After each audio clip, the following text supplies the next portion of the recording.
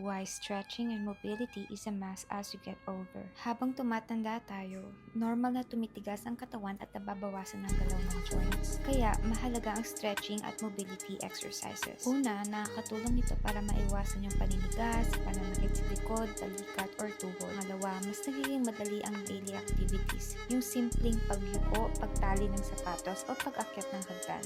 At pangatlo, nakakatulong ito sa balance sa stability para iwas tapa or aksidente. Parang maintenance check-up lang ng katawan mo.